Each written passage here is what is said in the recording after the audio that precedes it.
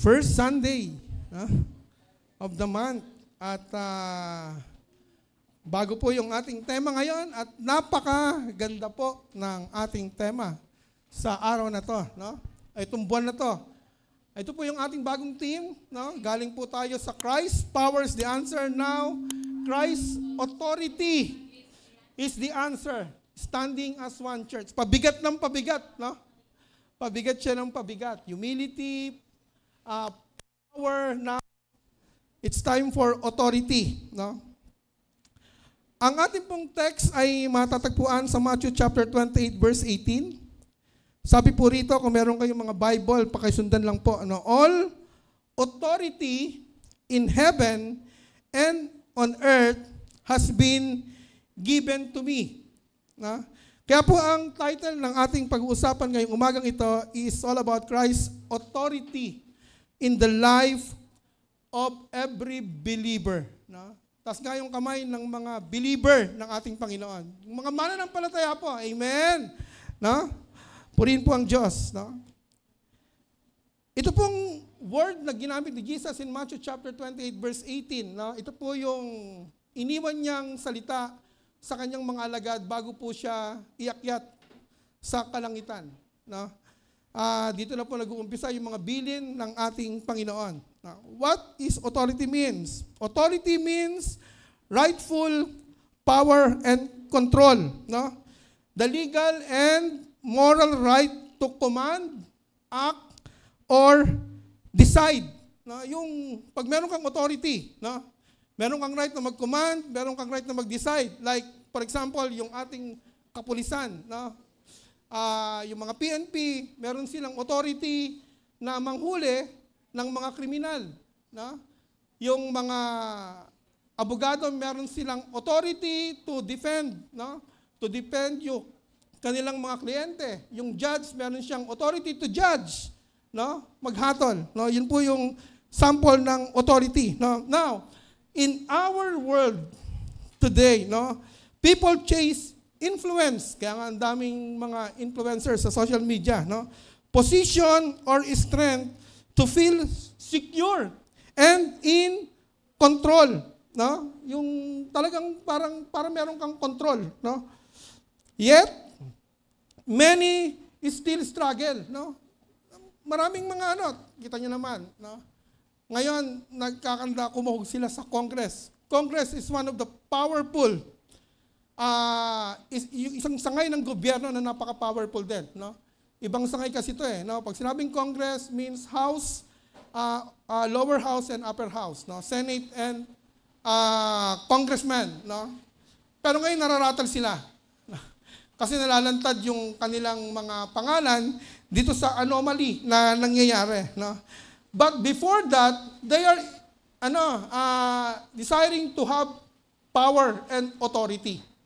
No? Now, ngayon nagkakaroon ng struggle because human strength is limited and temporary. Totoo naman, no? Yung ating strength, yung ating authority, lahat yan temporary habang nandito ka lang, no? O minsan nga nawawala pa kahit na nandito ka pa, no? Presidente ka ngayon, after 6 years wala ka na. Manager ka ng isang company, no? Sometimes hindi mo alam, tatanggalin ka na pala, no? Yung mga authority that is temporary, no? We face battle we cannot win on our own, no? Whether spiritual, emotional, or physical, no? Ano man mga battle, no? Kung ang authority mo ay nagmumula lang sa iyo, apart from the authority of God, no? Kapag walang eternal power, it is useless, no? That is the difference nung authority na meron dito sa lupa, pero hindi siya naka-attach sa authority. Hindi yung Diyos yung nagbibigay. No? Kapag yung authority mo galing sa Panginoon at connected sa ating Diyos, no? Talagang napaka-sure, no? Na anuman yung iniisip mong pinakamataas na authority dito sa mundong to, mas mataas pa yung sayo. Amen po ba? Why? Kasi yung authority na yan, galing sa Panginoon. No? Yan na yung highest calling natin . Wala na. No? Pag nandito na tayo, ano bang gusto mong i-aspire? Wala. No? Kasi ito na yun eh. Dito hindi ka mag-fail. Kasi yung authority na nanggagaling sa'yo, galing sa Diyos. Amen po ba? Meron kang authority to share the gospel of Christ. Kasi yung sinishare mo galing sa Panginoon, plus yung authority mo, ang nagbigay sa'yo, yung Diyos. You have the authority to lead the Bible study. You have the authority to preach. Dito, no? Why? Kasi yung authority natin, hindi siya temporary, kundi eternal. Kasi ang nagbigay sa atin is eternal God. Amen po ba? Palakpakan nga natin yung ating Panginoon. No? Now, yung power and authority dito, meron nga limitasyon. Sinasabi ko sa inyo kanina. But Jesus changes everything. No? Lahat yun, binago ng ating Panginoon after His resurrection. No? He declares in Matthew 28:18, all authority in heaven and on earth has been given to me. Sabi ni Jesus. No? This statement is just about divine power. No? Ito rin yung pangako sa atin. Hindi lang to basta divine power. No? Na wala lang. Narinig lang natin sinabi ni Jesus. Narinig mo. Ngayon, kung hindi mo naiintindihan, ito na yung sinasabi ng ating Panginoon. Hindi lang to basta sinabi ng Diyos na meron siya neto, kundi ito yung pangako niya, no? Na sa lahat ng sumusunod sa Kanya, kung anong meron siya, no? Yung authority na ibinigay sa Kanya, ibinibigay din sa ating lahat when we accepted Christ, no? As our Lord and Savior. Amen po ba? Kasi anak ka niya eh. Di ba? Halimbawa, yung tatay mo. No? Kung anong merong ari-arian yung magulang mo rito, pag nawala sila, ikaw yung tagapagmana. Just as simple as that. No? Ngayon, kung anak ka ng Diyos, na sinasabi sa John 1:12, no? For those who believe, ay nagkakaroon ng karapatang tawaging anak ng Diyos, kung anong merong pag-aari, yung ating Panginoon, merong ka rin nun. Parte ka ng pag-aari na yon. Amen po ba? Kaya walang mahirap na mananampalataya. Amen? Palakpakan nga natin yung Diyos. Mayaman yung tatay natin. No? O mo isipin naman, hindi, no? Baka yung iba bubulong, Brother Randy, hanggang ngayon, ganun pa rin ako eh. No? Hindi, no? Hindi lang material things ang kayamanan na ibinibigay ng Diyos sa atin. Merong pinakamatinding kayamanan na hindi nga lang natin pa, no? Yung kumbaga parang hindi abot yung standard mo. Meron ka kasing ibang inihingi eh, no? Pero ang sabi ng Diyos, sapat na yung nasa iyo. Sino yun? Siya. Na may authority ng lahat ng bagay, no? It is a promise and assurance for every believer, no? Sabihin mo sa katabi mo, promise yan sa'yo. Sabihin mo, para alam niya, baka nakakalimutan niya na, no? This is the promise of God, no? It means Christ reigns supreme over every situation. No? Supreme siya sa every situation. Ano man yung situation na kinasasadlakan mo ngayon? Mas mataas yung Diyos dyan. Every enemy, sino man yung enemy na kinatatakutan mo? No? Physical man or spiritual. Mas makapangyarihan yung ating Diyos. And every challenges, kung ano man challenges, ang kinasasadlakan mo ngayon, meron kang Diyos na mas malaki dun sa challenges na kinasasadlakan mo. His authority covers all creation. And as His followers, listen, no? As His followers, we share in that victory and power. No? Yung pala yun, no? Meron pala tayong bahagi doon. Now, when we recognize Jesus' authority, it transforms how we live. No? Pag yung authority ni Jesus, ang inaasahan mo, ang lagi mo tinitignan, try nyo. No? Mababago yung pananaw nyo sa buhay. No? I mean, nag-worry ka sa negosyo mo, nag-worry ka sa kinabukasan ng anak mo, pero pag naiintindihan mo na, ay, tama na, yung Jesus Christ na tinanggap ko na nasa akin ngayon, lahat na ng authority, ibinigay na sa Kanya eh. No? Ano pa ba yung pwedeng mawala sa akin? Ano pa ba yung wala ako na hindi ko kayang makuha? Kasi meron akong Diyos. That is the difference. Nating mga believer dun sa unbeliever. No? We depend on His strength. No? His authority gives us salvation, empowers our mission, and secure our victory. No? Understanding and submitting to Christ's authority brings peace. Yan, nagbibigay ng kapayapaan. No? Yung kapayapaan na hindi galing sa mundo, hindi to temporary. Kapayapaan na galing sa Diyos. Yung tunay na kapayapaan. No? Yung isang congressman, trilyon. Daming lumilipad na sasakyan, daming sasakyan sa lapag, magaganda, mga luxury cars noon. Pero tignan mo ngayon, bothered sila. Wala silang kapayapaan. Hindi nila alam kung ano yung naghihintay sa kanila. No? Wala tayong ganon. Pero meron tayong Kristo. Kaya meron tayong kapayapaan. At alam natin kung ano yung naghihintay sa atin. Amen po ba? Palakpakan natin si Lord. No? Christ's authority brings peace, confidence, and purpose in every area of our life. Hindi kamatayan. Ang most tragedy, no, na mararanasan ng isang tao.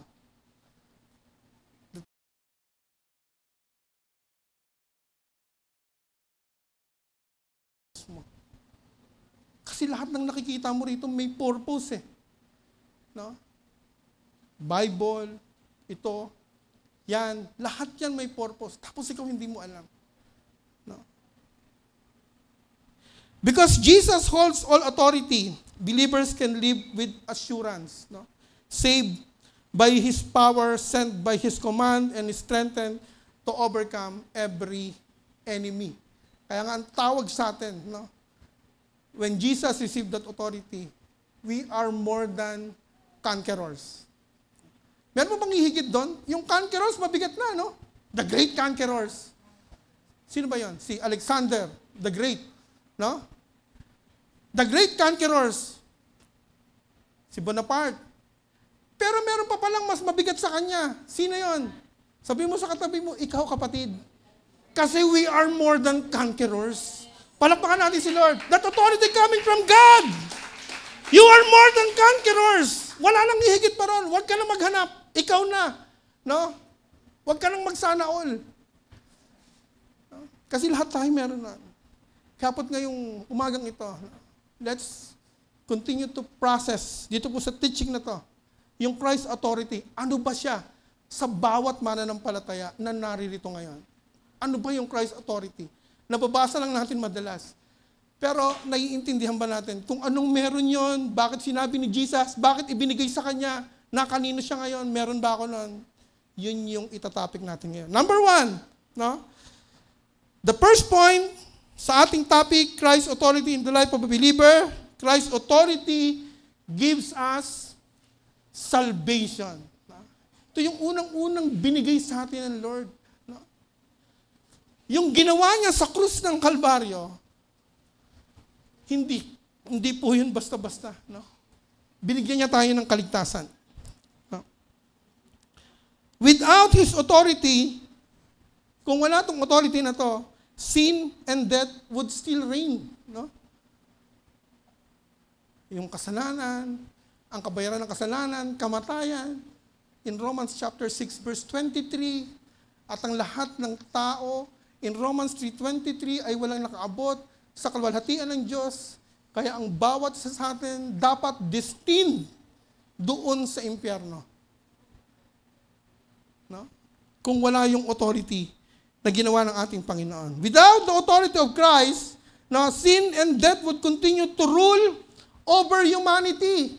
No? Dapat lahat ngayon. No? Ever since the fall of man, sin held power to separate us from God. No? Nahiwalay. Dati, yung tao, dumadaan yung Diyos, nakakausap nila, nakakapag-fellowship sila. No? Walang nakakatakot. Kayang i-sustain yung glory kasi walang kasalanan na lumaganap. No? And that was the ultimate penalty doon po sa kasalanan na yan. But through Jesus Christ, who possessed all authority in heaven, in Matthew chapter 28, verse 18, the power of sin was broken. No?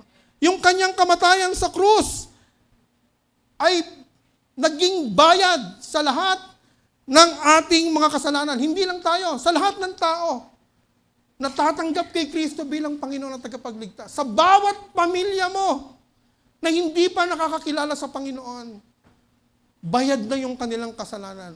All they need to do, no, ay tanggapin si Jesus bilang Panginoon at tagapagligtas. But faith cometh from hearing and hearing the Word of God. Sabi sa Rome, kung walang mag-share, kung hindi mo ibubukas yung bibig mo sa mga kamag-anak mo, sa mga kaibigan mo, sa mga kapitbahay mo, kaibig-ibig man o hindi, itong mga tao na to ay subject sa kaparusahan dun sa naglalagablab na apoy ng impyerno.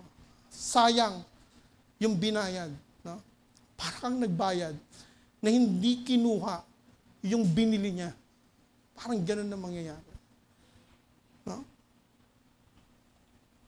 His resurrection proved His victory over death and hell. No?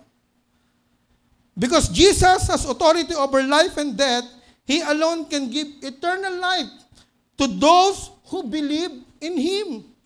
In John 3:16, for God so loved the world, He gave His only begotten Son, for those who ever believe it in Him should not perish, hindi mapapahamak, but have everlasting life.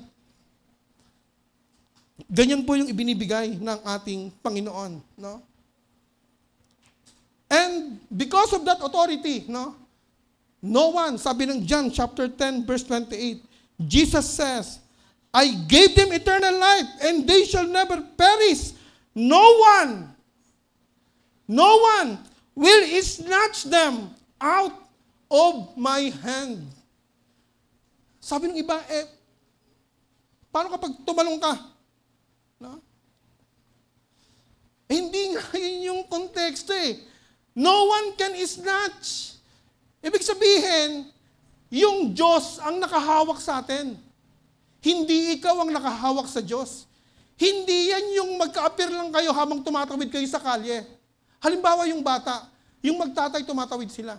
Kapag yung bata ang nakahawak sa tatay niya, mataas yung chance na maaksidente yung bata o mapahamak.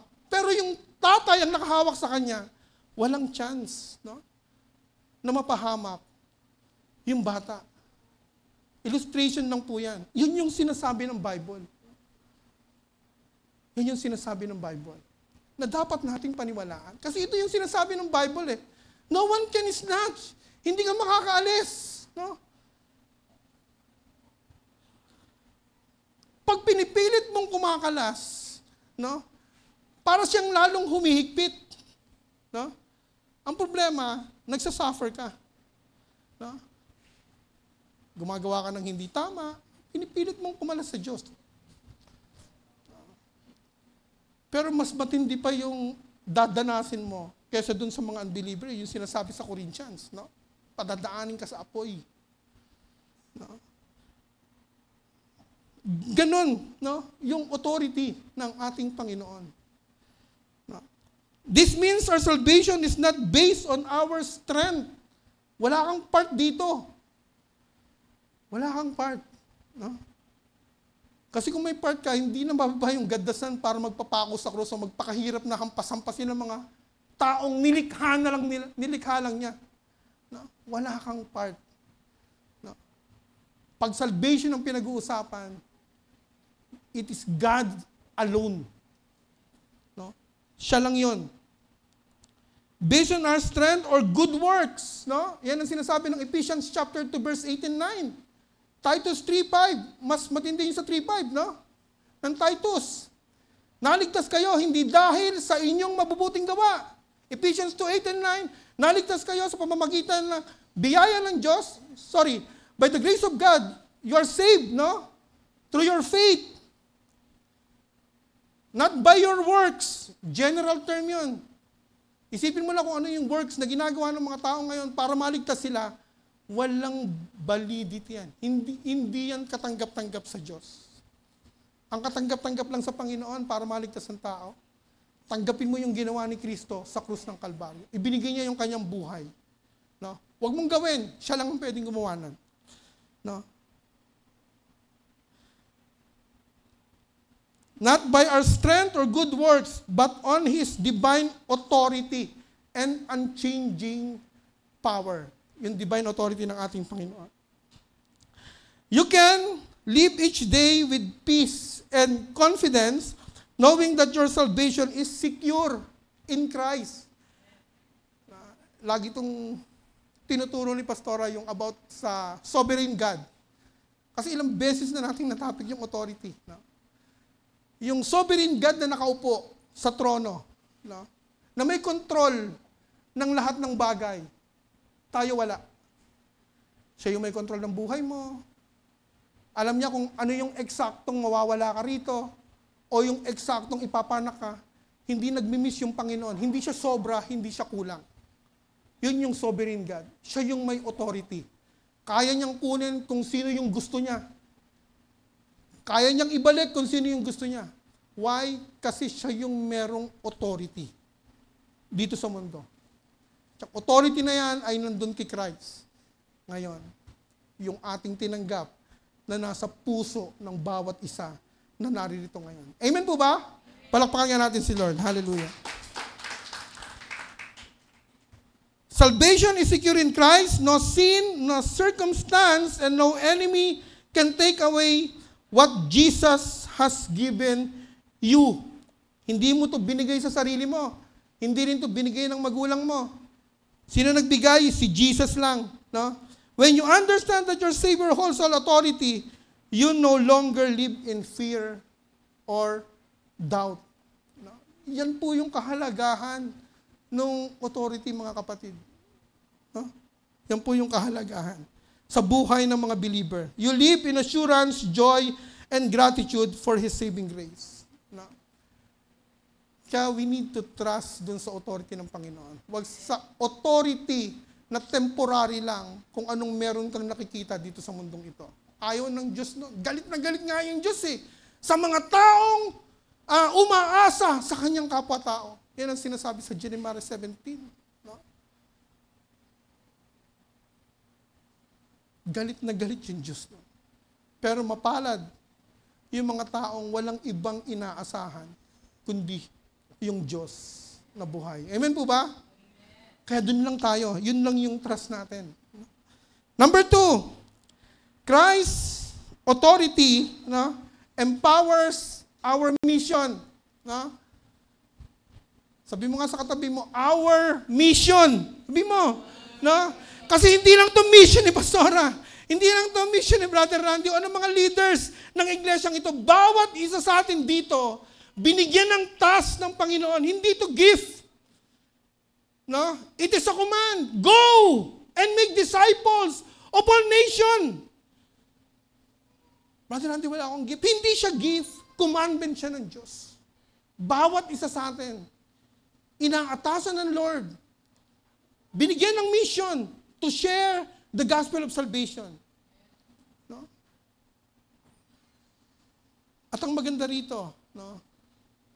Because of Christ's authority, nai-empower yung ating buhay para magamit tayo sa mission. Amen po ba? No? Gusto niyo ba yung nagpipreach kayo sa kalsada, tapos everyday sa preaching mo, 3,000 ang nag-a-accept sa Lord? Amen po ba? Maganda ba yan? No? Oh. Challenge. Each one, bring one. Ano? Alaga, no? Invite ka, isa lang. Sama ka, no? Kasi yun yung binibigay, yan ang reason kung bakit ka buhay. Yan naman talaga yung main purpose ng buhay natin dito eh. No? Kapag hindi ka na nagagamit yan, pauwiin ka na ng Lord. Gusto mo ba yan? Ha? Uwi na? No? Kasi yun yung destination natin eh. Masakit nga lang, mamatay. No? Yung kamatayan, kasi yun yung gate pass natin eh. No? Para makarating sa langit. Masakit lang, no? Di ka hihinga. Ilang minuto lang. Tapos wala na. No? Tapos dala-dala ka na ng anghel doon. Tama ba? Lahat ba dito tumanggap na sa Lord? Taas nga yung mga tumanggap na sa Panginoon. Sige na, para makita na, yan mga tagalangit, no? Pero nandito pa tayo ngayon, buhay. Bakit? Kasi meron tayong mission. Ito na yon. At meron kang power. The Holy Spirit empowers us. When we receive Christ as a Lord and Savior, yung Holy Spirit na sa atin, He empowers us to do this task, yung ating mission. His authority backs up our calling to preach, heal, and set captives free. No? Practice nyo na yan. Pagka may lagnat, ask ng prayer sa prayer group. Tapos, pag-pray, I'm not saying huwag mong painumin ng gamot, no? Pero unahin mo muna yung Diyos. Seek ye first the kingdom of God and His righteousness, and all these things shall be added unto you. Huwag yung gamot muna, tsaka mo maalala, ipag-pray sa Panginoon. Nawawala. Nababawasan yung faith. Nagsiselos ang Diyos. No. Hindi masamang uminom ng gamot, no? Pero dapat sa lahat ng bagay, uunahin mo yun. Mag-exam ka, you pray. No? Aalis ka ng bahay, you pray. Kakain ka, bago kumain, you pray para hindi ka ma-food poison. Kasi ang lahat ng pagkain na ipinapanalangin ay nililinis ng Diyos. Hindi mo alam kung ano yung kinakain mo. Araw-araw, kahit pa masarap yan, kung aksidenteng natapunan ng hindi kaaya-aya, papasok sa katawan mo, magkakaproblema ka. No?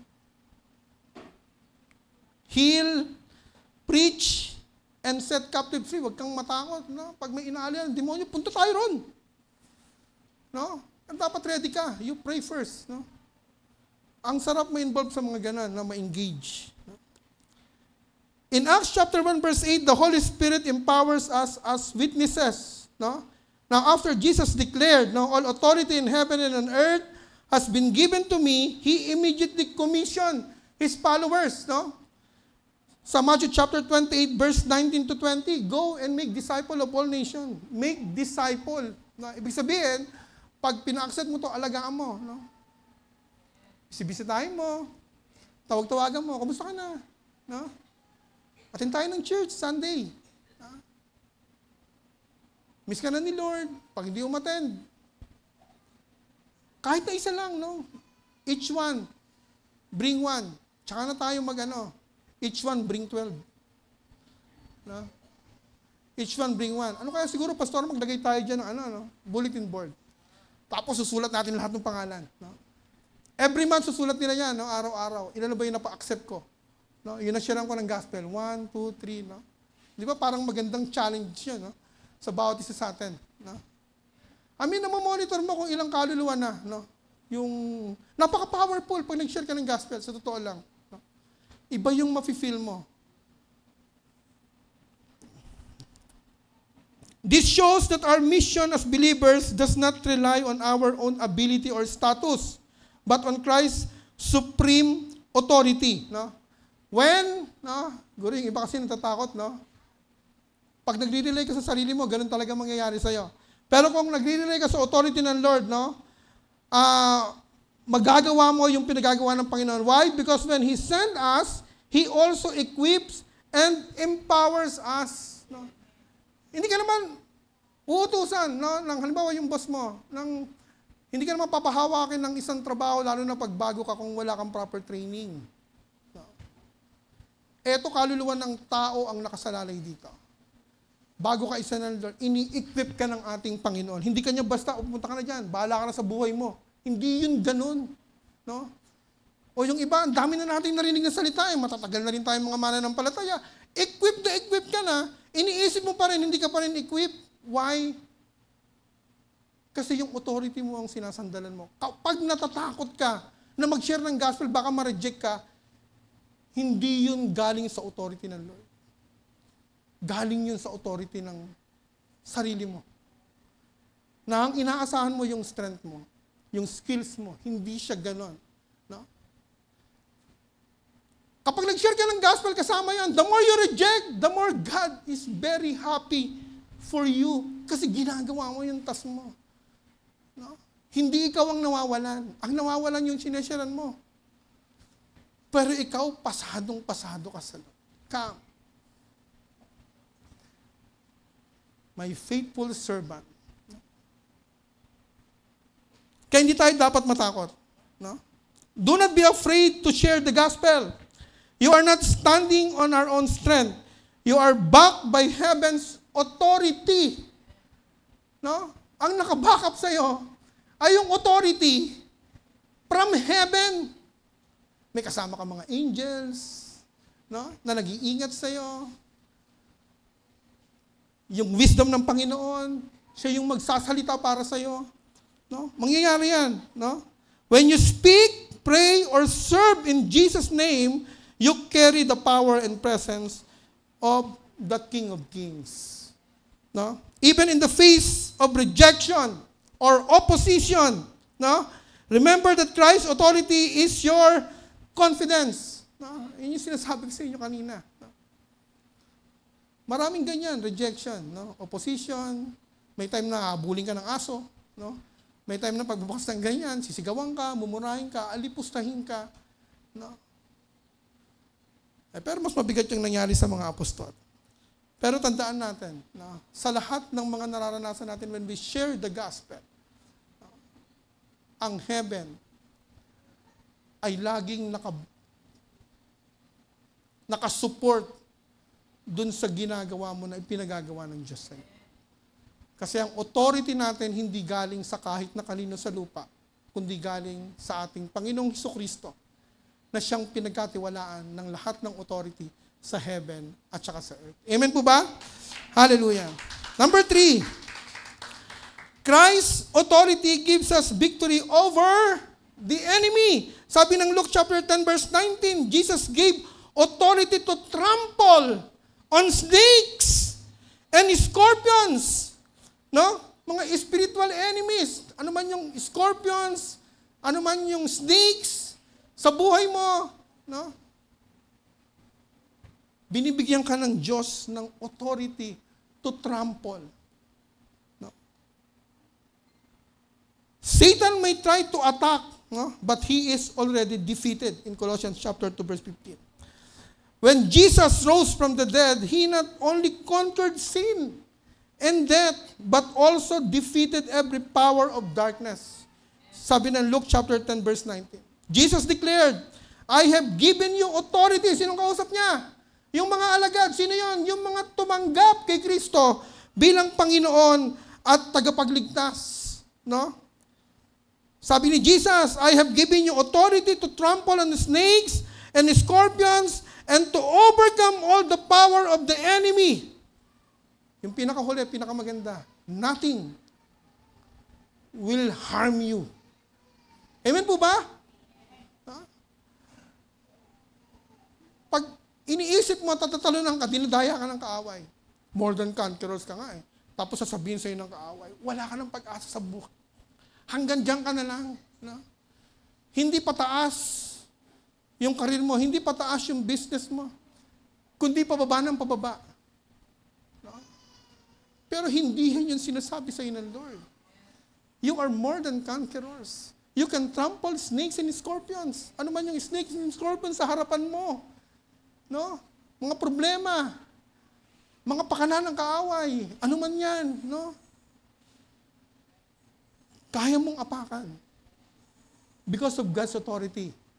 Not because of your strength. No? Ganun po kabuti yung ating Panginoon. This means that as believers, we share in Christ's victory and authority over every spiritual enemy. Kaya huwag kang matakot sa spiritual enemy. No? Mga sakit, yan galing sa Diyos. Galing yan sa kaaway. And huwag kang matakot. No? Death, lalo na. No? Huwag kang matakot kasi na-conquer na ng Lord yan. No? Anyway, lahat naman tayo doon papunta eh. Wala namang immortal dito na hindi mamamatay. Yun nga yung target ng Lord eh. No? Kasi makakapiling na natin siya. Kaya lang, habang nandito, gawin natin yung pinagagawa sa atin ng ating Panginoon. Snakes and scorpions symbolize demonic powers and evil forces that try to oppose God's people. No? Yung mga kasalanan, no? Yung mga napipinto. Minsan, pag nag-browse ka ng ganyan, merong mga pornography, Merong mga bagay na hindi kalugod-lugod sa Panginoon. Gambling, yan yung mga snakes and scorpions.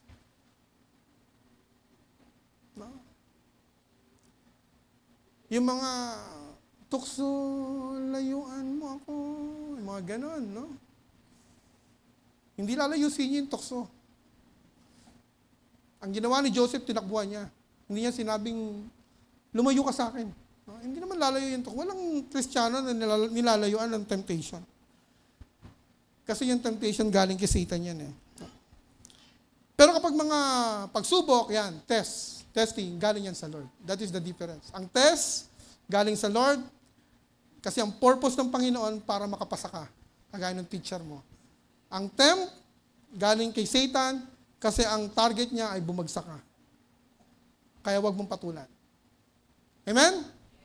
And you can trample snakes and scorpions because you have the authority that Christ given you. Amen po ba? Palakpakan natin ang Lord. No?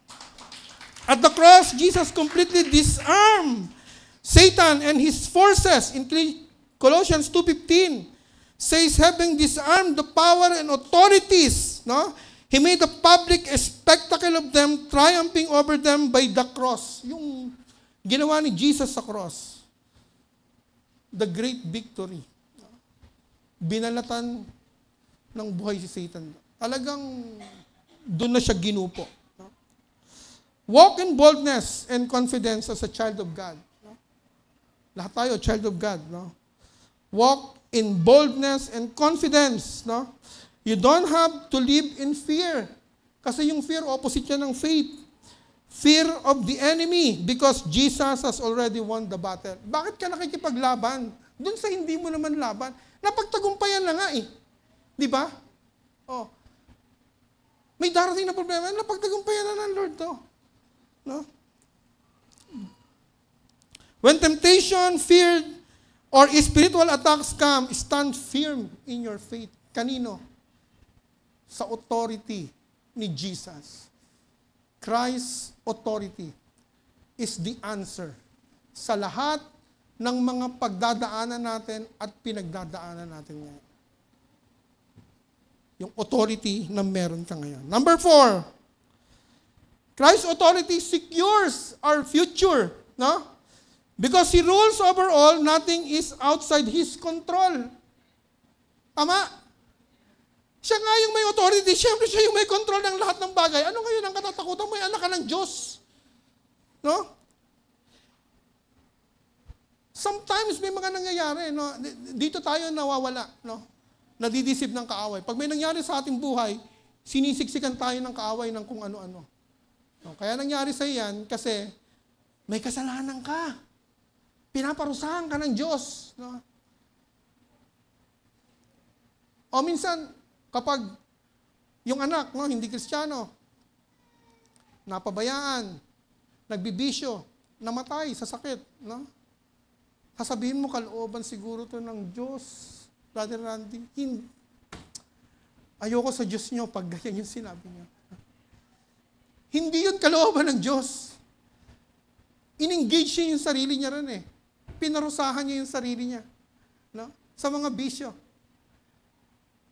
Ano sabi sa Corinthians? Di ba ninyo alam, di ba ninyo batid na ang inyong katawan ay templo ng banal na spirito? Parurusahan ko ang sino mang sumira ng templong yan. Actually, hindi na kayo pinarusahan ng Diyos. Pag sinira niyo yan sa mga bisyo o sa mga pagkain na alam naman natin na hindi naman talaga pwede. No? High blood ka na, sige pagkain ng lechon. Kung makakain ka, wagas, kakain ka pa sa eat all you can, pipila ka pa dun sa may pork humba. No? Sabi ng asawa ko, nagme-message sa akin yan eh, look who's talking. No? Ini-message ako. Look who's talking. Nagtuturo ka tapos hindi mo sinus. No? Yun yung mga iwasan natin. No?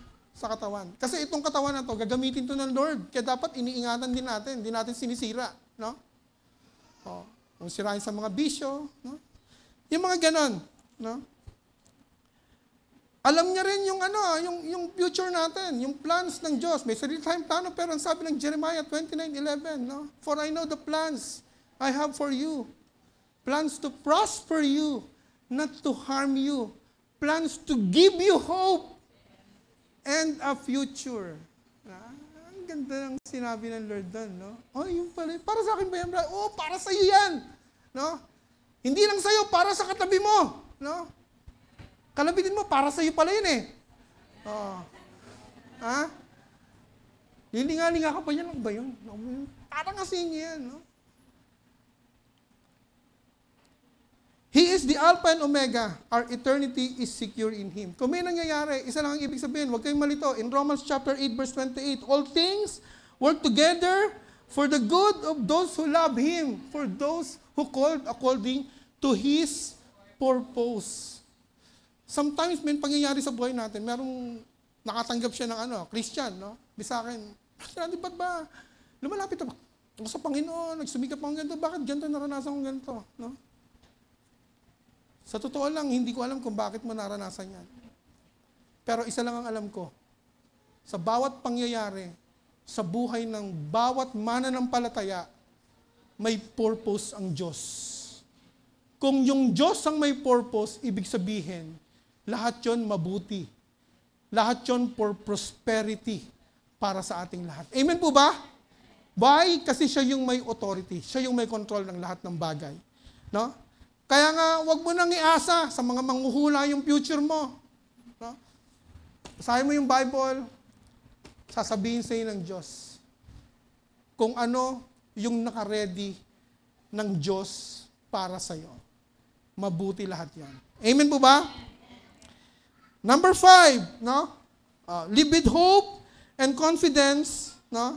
Your future is in Christ's hands. Number 5, last, Christ's authority unifies believers, no? Actually, dagdag ko lang, wala pa ang tulog, no? Kasi habang nagigib ako ng tubig kagabi, biglang pumutok yung bidet ng isang CR, no? At the same time, nag-aaral ako. Nagulat na lang ako pag-apa ko may tubig dun sa kwarto ko. Yung pala yung CR, lumalabas na yung tubig. Mabuti talaga yung Diyos eh, no? Talagang napakabuti ng Panginoon. Kasi ganun lang yung nangyari, no? Siyempre, napatakbo ako dun sa bidet, yung CR, apaw na yung tubig. Nakalimutan ko, nakaapak pala ako sa tubig. Pag switch ko ng ilaw, nakuryente ako. No? Mabuti pa rin yung Diyos. Kasi nandito pa ako ngayon para i-deliver tong message. Iningatan ako ng Panginoon. Amen po ba? No? Napakabuti ng Diyos. No? Tapos na-save ko pa yung mga paninda ng misis ko, no? Na talaga mababasa. Kasi yung hindi ko na-save yun, ay, wala na si Brother Randy dito. No? Baka hindi ako nakapagturo ngayon. No? Hindi, mabait yan. Jesus ko. Alam ni Brother Carlo yan? No? Okay. Kaya habang nung nagpupunas ako, pagkatapos magpunas, umupo uli ako. No? Binalikan ko uli siya. In-insert ng Panginoon sa akin to, idagdag mo to. Christ's authority unifies believers. No? Jesus' authority doesn't just save us or send us. No?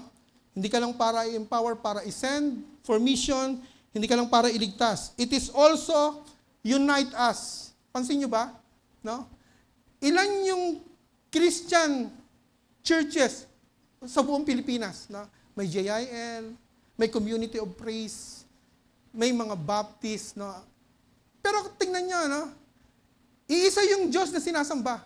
Pumunta ka ron, iisa yung Diyos na pinangangaral. No? Merong isang Diyos sa 3 persona at isang tagapagligtas, si Jesus Christ. No? Hindi siya nakakalito. At walang nagsasabi sa kanila na ang church na to ang magliligtas sa'yo. Pag naging member ka dito, ligtas ka na. Hindi. No? Pag si Brother Randy nagturo ng ganun dito, buhatin niyo ako palabas. Kasi baka sinasapian na ako nun. Iba na yung tinuturo. Hindi lang siya isi-send, kundi it also unite us. When He reigns as Lord in our hearts, divisions fade because all believers stand under one authority. Sino lang? Si Christ, no? Himself. Siya lang yung may authority. He is the head of the church. Sinasabi ng Ephesians chapter 1 verse 22 to 23. And we are His body. Tayo yon, no? His rule brings order, harmony, and purpose among His people. Kaya nga nag-pray si Jesus in John 17:21. Jesus prayed that they may all be one, just as you, Father, are in me, and I in you, that they also may be in us. No? Yun ang gusto ni Jesus, na ma-unify tayo. No? True unity is not built on personal opinions or tradition. No? Hindi siya nabibuild sa kung... Minsan nga, doon nga nagkakaroon ng bahagi. Kasi may opinion si ganito, may opinion si ganito. Hindi no? Hindi tayo ganun. We are believers. Kahit na nandun sila sa kabila, kapatid natin sila. Kasi isa lang yung tatay natin. No? United. Dapat ganun, no? Yun yung prayer ko no? Na ma-unite yung Christian community in one as church. Yun talagang church, no? To pray so that our land will be healed ng ating Panginoon. Grabe yung sugat natin ngayon. No? And kailangan ng intervention ng bawat mananampalataya na dapat magkaisa sa pananalangin. No? True unity is not built on personal opinions or tradition, but on submission to the authority of Christ. Dun lang. No?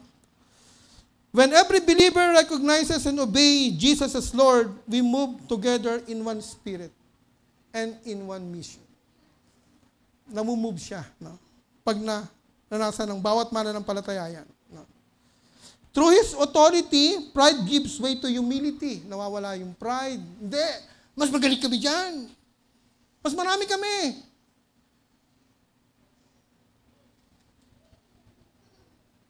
Buti hindi ganun ng JIL. Lagi dapat tayong merong humility. No? Hindi siya paramihan. It is the quality how you serve God. Pride gives way to humility. Competition gives way to cooperation. When we stand as one church, no? And one authority. And division gives way to divine fellowship. The same power that conquered sin now brings unity to His church. Yun ang gusto ng ating Panginoon. Yung ma-unify tayong lahat as one church. Kaya ngayon yung team natin no? Let Christ's authority rule in your heart and relationship. Choose unity over division. Lagi natin pipiliin. No? Na mas maganda yung mas nakastand tayo, united tayo, kesa yung nadidivide tayo. Ayaw ng Diyos ng gano'n. No? Forgiveness over pride. No? Mas masarap yung magpatawad kesa pairalin yung pride. And love over conflict.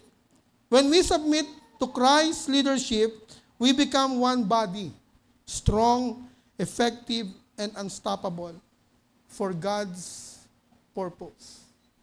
Yan yung gusto ng ating Panginoon. For our conclusion, tsaka na lang uli yung 10. May 10 pa 15 to No? Sunod na lang. For our conclusion, Jesus is not just Savior. Hindi lang siya basta Savior. No? He is King with all authority. No? His authority brings salvation, empowerment, victory, security, and unity. No? The question is, are you living under Christ's authority or your own? Ikaw ba ay namumuhay sa otoridad ng ating Panginoon o sa pangsarili mo? That is the question. No? Kaya, napakabuti ng Diyos. No? Yung authority ng Panginoon na nasa sa atin ngayon, meron siyang purpose kung bakit binigay sa atin siya. At kailangang magamit natin. No? Ang authority ni Christ sa bawat believer ay to unify the believers, not to divide. To create bridges dun sa mga hindi mananampalataya, not to create walls. Kaya nga yung forgiveness over pride, dapat yun yung laging pinapairal. No? Humility over pride. Dapat ganun lagi. No? Not division, but divine fellowship. No? And yung ating future, no? For sure, sigurado yan. No? In Christ's authority, our future is secure. In Authority gives us victory sa lahat ng bagay. Victorious ka na. Huwag mong isipin na talunan ka. Anything. Naranasan mo ngayon, victorious ka na dyan. You are more than conquerors. No? And Christ's authority empowers our mission. Not only to save us, but to command us to do the task of sharing His gospel of salvation sa mga tao. Huwag po tayong pumayag na tayo lang yung makakapunta sa langit. Kailangan isama natin yung buong pamilya. Hindi po to yung susuot ka ng mahabang laylayan para pag na-rapture ka, sasakay na lang sila ron para makasama. Hindi po siya ganun. No? Kailangan buong pamilya. Kaya nga ang church, kung mapapansin nyo, lagi siyang family, no? Nandito. Kaya nga ang dinidestroy ng kaaway yung pamilya para nawawala sa church. No? Kaya instead na magamit sila ng kaaway para malayo sa Diyos, ilapit natin sila sa ating Panginoon. Amen po ba? Palakpakan po natin yung Lord. Sige po, tayo po tayong lahat.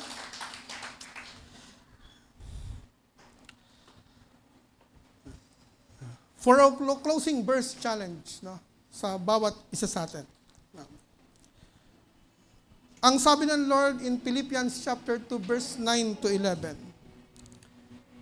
Therefore, God exalted Him to the highest place and gave Him the name that is above every name, that all the name of Jesus, every knee should bow, every tongue acknowledge that Jesus Christ is Lord, to the glory of God the Father. Palakpakan nga natin ang ating Panginoon. Hallelujah!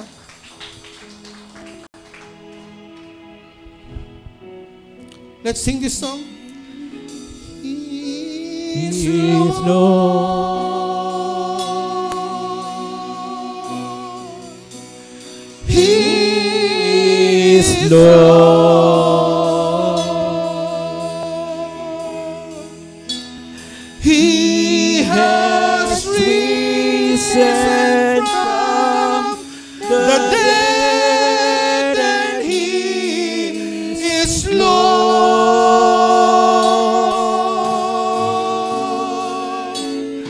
Every knee shall bow, every tongue confess that Jesus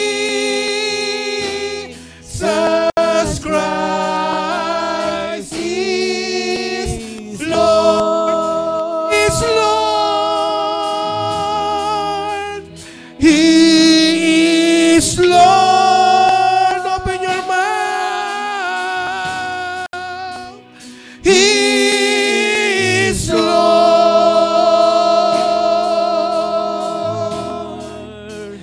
He has risen from the dead, and He is Lord.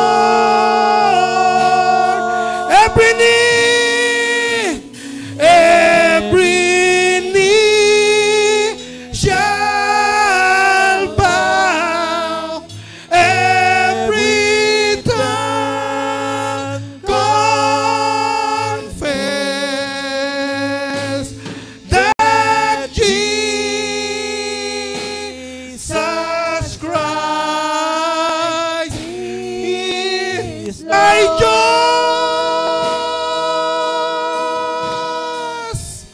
siya'y Diyos. Hallelujah. Siya'y Diyos.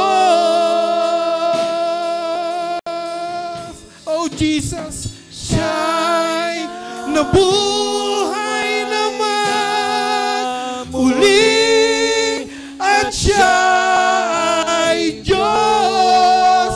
Lahat ng tuhod, lahat ay luluhod.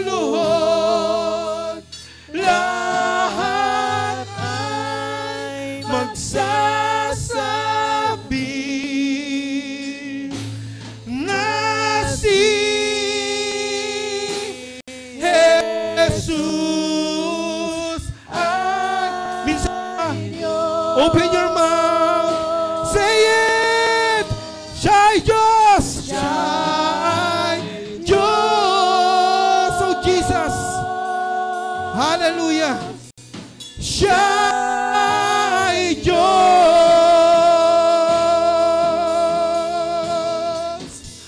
Siya ay nabuhay ng muli at siya ay Diyos.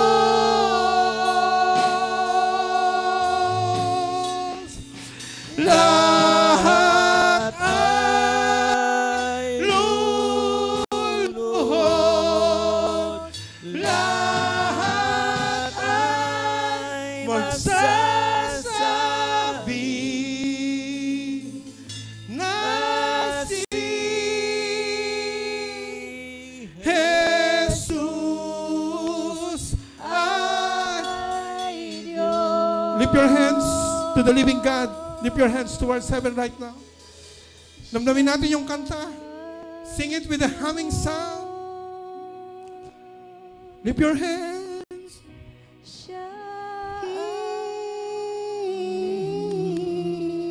Do it in a humming sound. Everybody, do in the humming sound.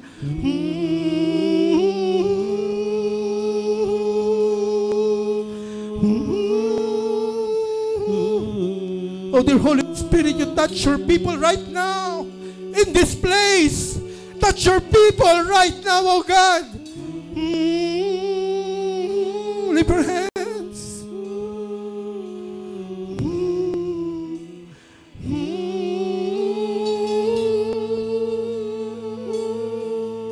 Oh, Jesus.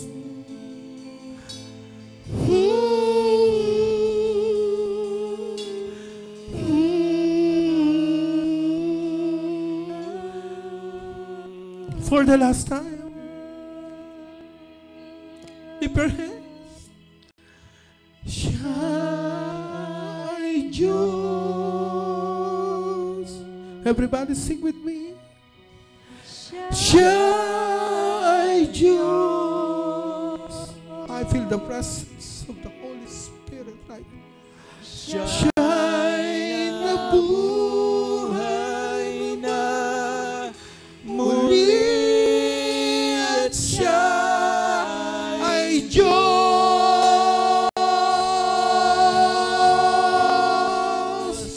Lahat ay every authority, every power right now was given to us by Jesus. You are empowered. You are saved. You are healed. Your future is secure. Lahat ng tuhos, lahat ay luluhod. Every problem now was conquered by the authority of Christ, by the power of Jesus. Every sickness, every problem was healed right now in Jesus' name. Hallelujah! Hallelujah! Oh, Jesus! Oh, Holy Spirit, move your presence in this place. Touch your people right now. Touch your people. Say it to the Lord, Lord, I need you. Holy Spirit, I need you. Open your mouth. Say it. Lord, I need you. I need your authority. I need your power to be with me always. Hallelujah. Hallelujah to the living God. Jesus. All spirits will be healed today. Spirit of diabetes. Spirit of high blood pressure. Spirit of infection right now. Out in the name of Jesus. And sickness will be healed today. In the name of Jesus. Every problem right now will be solved by the authority of Jesus. Oh, hallelujah. Hallelujah. Hallelujah. Every sin conquered right now. In the name of Jesus. In the name of Jesus. Every power of the enemy in our life, conquered right now. In the name of Jesus. In the name of Jesus. Oh, hallelujah. Hallelujah. Hallelujah. Oh, Father in heaven. Jesus. Lord, iunat mo ang iyong mga kamay, Panginoon o Diyos. Sa bawat anak mo na naririto ngayon, Panginoon o Diyos. Let the power of your Holy Spirit that was manifest 2,000 years ago be right here, right now, in the lives of every believer in this place. Touch your people, their Holy Spirit, Lord, right now. In the name of Jesus. Iunat mo ang iyong kamay, Panginoon o Diyos, na ang bawat anak mo na naririto ngayon ay magsasalita very boldly ng mabuting balita ng kaligtasan sa bawat taong hindi pa nakakakilala sa iyo. Iunat mo ang iyong kamay na ang bawat anak mo na naririto ngayon, na sino bang patungan ng kanilang kamay, na merong sakit karamdaman, pag ipinanalangin sa pangalan, by your authority ay gagaling, Panginoon o Diyos. In the name of Jesus, unites our hearts, Panginoon o God. In the name of Jesus, we rebuke and fear right now sa aming kalagitnaan. Panginoon, ang aming puso, Panginoon, ay punuin mo ng pananampalataya ang bawat buhay ng mga anak mo na naririto ngayon, O Diyos. Ano mang problema, Lord God, hindi ko alam, Panginoon, O Diyos, na ang bawat pumasok sa lugar na ito, ano man yung kanilang pinagdadaanan, Lord God, ikaw na siyang may authority. Ikaw na siyang nakakaalam ng lahat ng bagay, Panginoon, O Diyos. Please deal with them, Panginoon, O God. Touch them, O Lord. Pagaanin mo yung kanilang balikat, Panginoon, O Diyos. Erase, wipe out any problem right now. Be solved in the name of Jesus. Any spirit of poverty we rebuke in the name of Jesus. In the name of Jesus. Any spirit of anxiety, depression we rebuke in the name of Jesus. By the power and authority of Jesus right now. Right now we rebuke in the name of Jesus. Salamat ng marami, Panginoon, O Diyos. Napakabuti mo kahit minsan hindi ka nagkulang. Kahit minsan hindi ka nagkulang, Panginoon, O God. Unite our hearts, Panginoon. Unite our hearts, Lord God.